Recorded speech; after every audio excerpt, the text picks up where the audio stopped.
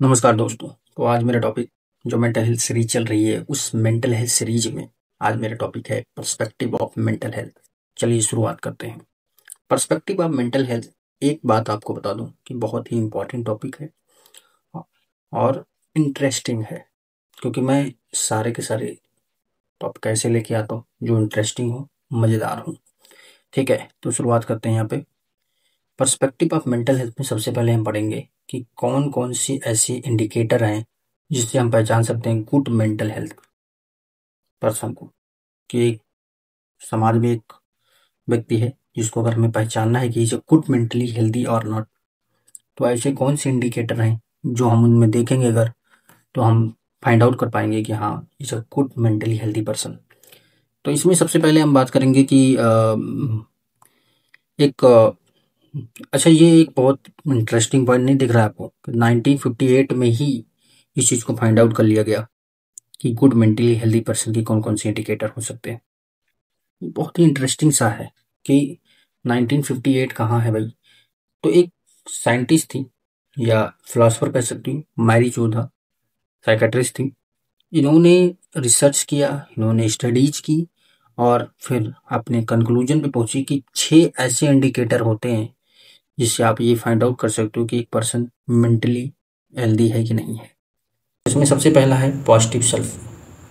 क्या है? Positive self view है। आपको दिख रहा होगा ये वर्ड पॉजिटिव सेल्फ व्यू। इस वर्ड से ही पता चल रहा है कि एक पर्सन है जिसका खुद के प्रति नज़रिया, इसको हिंदी शब्दों में समझो, खुद के प्रति कैसा नज़रिया है, खुद के बारे में तुम क्या सोचते हो।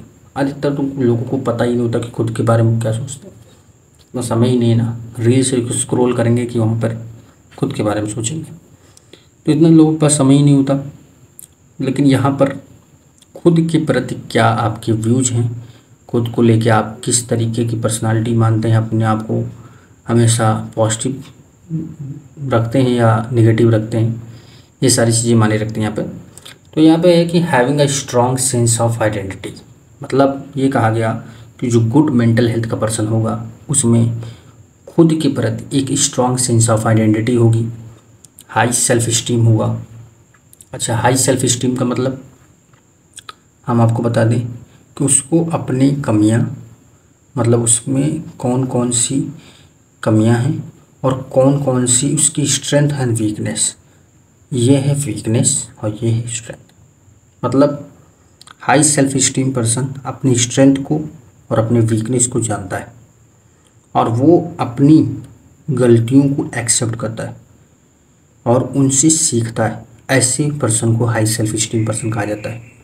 मतलब वो अपनी गलतियों से सीखेगा और अपनी गलतियों से जो है सीखना ही उसके हाई सेल्फ स्टीम को रिप्रेजेंट करता है। हैप्पी रहता है और अपने आप से ज़्यादा खुश रहता है। ऐसे लोग अकेले भी रहेंगे तब भी कोई प्रॉब्लम नहीं होगी। दूसरा है ग्रोथ एंड डेवलपमेंट। दूसरा क्या इंडिकेटर है? ग्रोथ और development. Having a sense of purpose, उनमें लाइफ में एक पर्पज होता है, वो अपने लाइफ में ग्रोथ करना और डेवलपमेंट करना जानते हैं। मतलब वो कंटिन्यूअस हर दिन उनके लाइफ में एक गोल होगा। अगर वो get up early in the morning तो उनका एक रूटीन होगा कि उस रूटीन पे वो चलते हैं। मतलब they are very clear about their life. A person who is very clear in their about himself और हर सेल्फ, एक व्यक्ति है जो समाज में खुद के बारे में बहुत क्लियर है, खुद को लेके कि उसको पता है कि उसको गुस्सा कब आता है, वो अपने इमोशंस के बारे में जानता है, अपने बिहेवियर के बारे में जानता है, खुद को लेके सेल्फ अवेयर है। तो भाई जाहिर सी बात है कि उसको ये भी पता होगा कि उसे क्या करना है लाइफ में। भाई उसको ये क्लैरिटी 100% होगी कि उसे लाइफ में क्या करना है, उसे लाइफ में क्या चीज़ें चाहिए। उसके लिए वो डेली कुछ ना कुछ प्रयास कर रहा होगा और हमेशा ऐसा भी नहीं है कि सफल ही हो रहा होगा। मेंटली हेल्दी पर्सन सफल ही हो जाते हैं इसकी कोई गारंटी, लेकिन हाँ they get there goal at last, वो कहीं ना कहीं अपनी गोल को ज़रूर अचीव कर लेते हैं। रीज़न क्या है? रीज़न है कि वो उनकी लाइफ में पर्पज होता है, they have their purpose and they achieve that thing. तीसरा जो इंडिकेटर है वो है ऑटोनॉमी। बहुत अच्छा वर्ड है ऑटोनॉमी।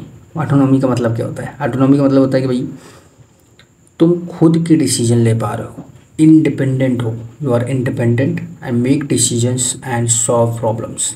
भाई ऑटोनॉमी, भाई हमारा कॉलेज ऑटोनॉमस है, मतलब वो रूल्स खुद बनाता है।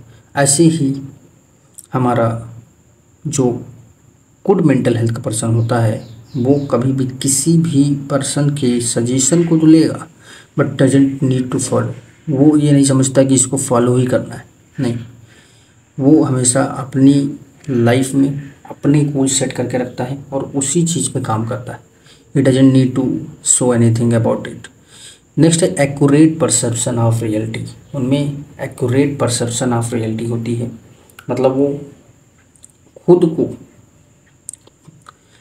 एक बात, परसेप्शन वर्ड का मतलब होता है कि तुम किसी भी थिंग को लेके क्या अपने अंदर थॉट रखते हो, what is your thought process about. जैसे कि मैं एक किताब लूँ तो उस किताब को लेके हर एक व्यक्ति का अलग अलग परसेप्शन।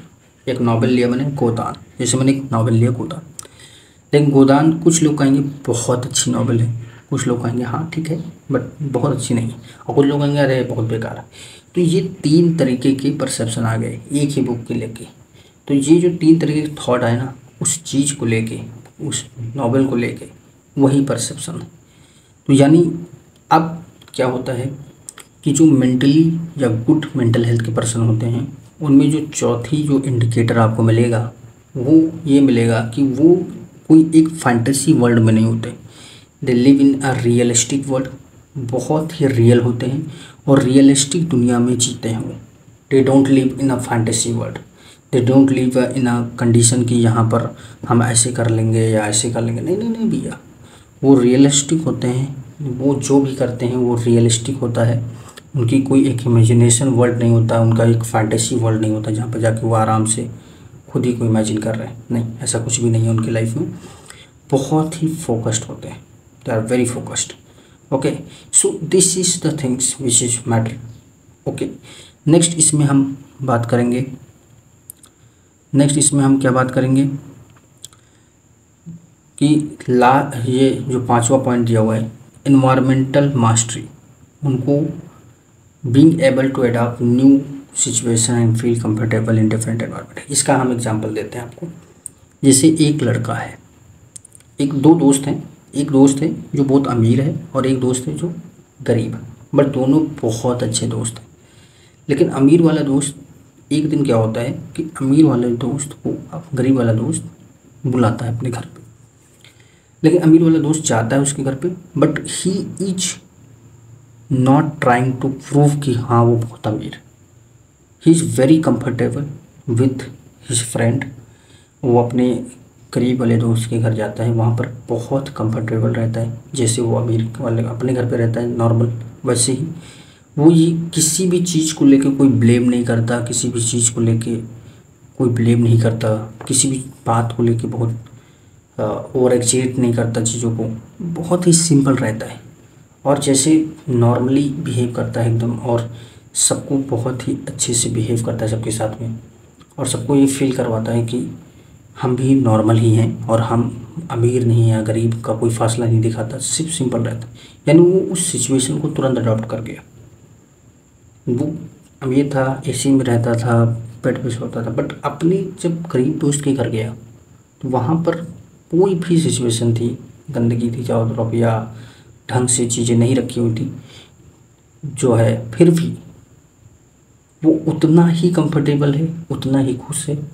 तो इसका मतलब ये है कि he has adopted the situation and environment. उसको एनवायरनमेंट को लेके मास्टरी है, वो अपनी चीज़ों को लेके बहुत कंसर्न है और बहुत फोकस्ड है। ओके, तो ये है एनवायरमेंटल मास्टरी, इसे कहते हैं एनवायरमेंटल मास्टरी। ठीक है, चलिए एक और होता है, हम आपको बता देते हैं कि 6 इंडिकेटर थे तो 5 बता दी, एक और है छठा वाला। छठा है पॉजिटिव रिलेशनशिप। पॉजिटिव रिलेशनशिप, ठीक है। पॉजिटिव रिलेशनशिप जैसे उसकी वर्ड ही बता रहा है, भाई वो किसी से भी अपना रिश्ता रखेंगे। अच्छा, इस चीज़ को लेके मैं भी बहुत कंसर्न रहता हूँ पॉजिटिव रिलेशनशिप क्या होता है कि आप निगेटिव पर्सन से भी अगर आप मिलो तब भी आप उसके बारे में पॉजिटिव थॉट रखो अपने अंदर, भले वो नेगेटिव है but you are not negative. मतलब अगर आप गुड मेंटल हेल्थ की पर्सनालिटी हो, if you are a good mental health personality, तो you should not be negative, you should be always positive. ये है पॉजिटिव रिलेशनशिप का मतलब वो अपनी लाइफ में गुड मेंटल हेल्थ का पर्सन जिससे भी मिलता है उतनी ही गर्मजोशी के साथ मिलता है, उतनी ही एनर्जी के साथ मिलता है और उतनी ही इंटरेस्ट के साथ मिलता है लोगों से। मतलब लोगों की अगर लोगों को जो है कंफर्ट फील करवाता है, लोगों को ये नहीं फील करवाता कि हाँ भाई तुम मेरे लिए मायने नहीं रखते, नो, पॉजिटिव है।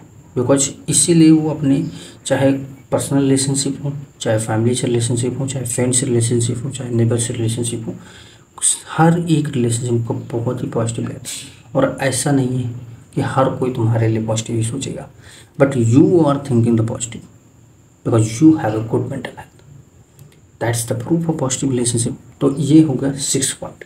तो ये टोटल 6 इंडिकेटर थे जो मैरी जोधा ने दिए एक गुड मेंटल हेल्थ के बारे में। ठीक है, अब ये कुछ इंटरेस्टिंग पॉइंट की बात करेंगे। इंटरेस्टिंग पॉइंट भी हम इसी में पहले बता देते हैं। इंटरेस्टिंग पॉइंट क्या है? पहला इंटरेस्टिंग पॉइंट है, मैंने बताया आपको, एक आश्चर्य नहीं हुआ कि 1958 में ही इस चीज़ को फाइंड आउट कर लिया गया, 6 गुड इंडिकेटर्स को।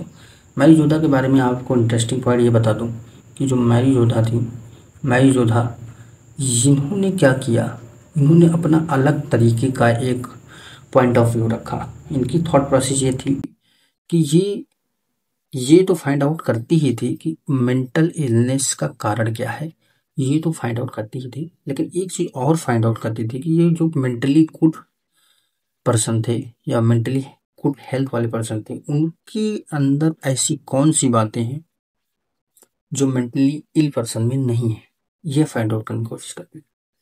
And it's a very interesting point. और आपको एक इंटरेस्टिंग पॉइंट और बता दूं, मैस्लो हायरार्की में आपने 2 चीज़ें पढ़ा होगा, सेल्फ एक्चुअलाइजेशन और सेल्फ स्टीम। ये 2 वर्ड जो इन्होंने अपने थ्योरी में रखे हैं ना, यहीं से लिए, मैस्लो हायरार्की से लिए। तो ये सब कुछ इंटरेस्टिंग पॉइंट्स हैं जो आपको हमेशा याद रखना चाहिए। और एक इंटरेस्टिंग पॉइंट ये भी जान लो कि भाई 1958 में ये थ्योरी आई थी, लेकिन आज तक भी यूज हो रही, आज तक यूज हो रही। ये भी एक इंटरेस्टिंग पॉइंट है भाई कि 1958 में ये थ्योरी आई लेकिन अभी भी ये यूज हो रही। तो ऐसे इंटरेस्टिंग पॉइंट के लिए आप वीडियो से जुड़े रहिए, मज़ा आता रहेगा। चलिए आगे बढ़ते हैं। कंपोनेंट क्या क्या होते हैं मेंटल हेल्थ के, कंपोनेंट बता देता हूँ ताकि आपको, कंपोनेंट बता दूंगा बस इस वीडियो में, कंपोनेंट के बाद ये वीडियो खत्म हो जाएगा कि कंपोनेंट क्या क्या होते हैं मेंटल हेल्थ के। तो यहाँ पर आप जान लीजिए थोड़ा सा कि कंपोनेंट क्या क्या होते हैं। कंपोनेंट का मतलब होता है कि मेंटल हेल्थ में, मेंटली हेल्थी पर्सन में ये कौन कौन सी चीज़ें हैं जो होनी ही चाहिए। कंपोनेंट का मतलब ये होता है कि ये चीज़ें उसमें होनी ही चाहिए, नहीं तो मेंटली हेल्थी होगा ही नहीं। जैसे कि सबसे पहले सेल्फ एक्सेप्टेंस, जैसे कि वहाँ पे पहले ही मैं बता रहा पॉजिटिव सेल्फ व्यू, उसी तरीके का है सेल्फ एक्सेप्टेंस। सेल्फ एक्सेप्टेंस का मतलब ये है कि तुम्हारे अंदर जो स्ट्रेंथ है, तुम्हारे अंदर जो वीकनेस है, तुम्हारे अंदर जो कॉन्फिडेंस है, सेल्फ रिस्पेक्ट है, ये सब कुछ तुम एज इट इज एक्सेप्ट कर लेते हो। तुम ये नहीं, अपने आप को कंपेयर नहीं करता। मतलब सेल्फ एक्सेप्टेंस मतलब you are not comparing yourself to other, just you are accepting yourself as you are. When you, ये बिल्कुल सच है कि जब तुम अपने आप को जैसे हो वैसे एक्सेप्ट कर लेते हो खुद को, तो you started to loving yourself, तब तुम अपने आप को लव करना शुरू कर देते हो।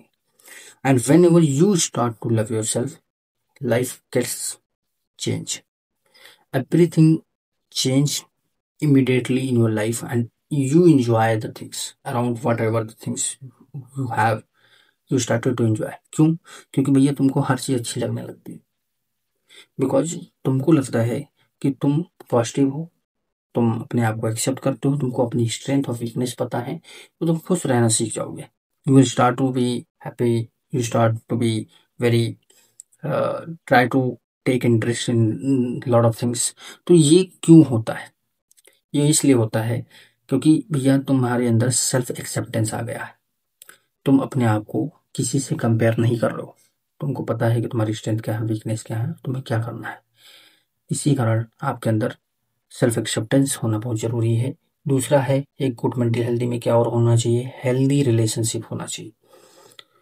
भाई किसी से भी जुड़ो ना, तो एक मैं अपने कोट्स कहता हूँ कि जब भी तुम किसी की लाइफ में जुड़ो तो गिव, मतलब उसको कुछ ना कुछ दे के जाओ।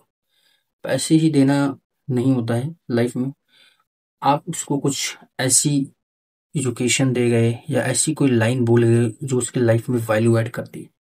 मतलब अगर आप किसी भी पर्सन से मिले और उसकी लाइफ में एक वैल्यू ऐड कर दी, वैल्यू, तो वो तुमको कभी नहीं भूलेगा।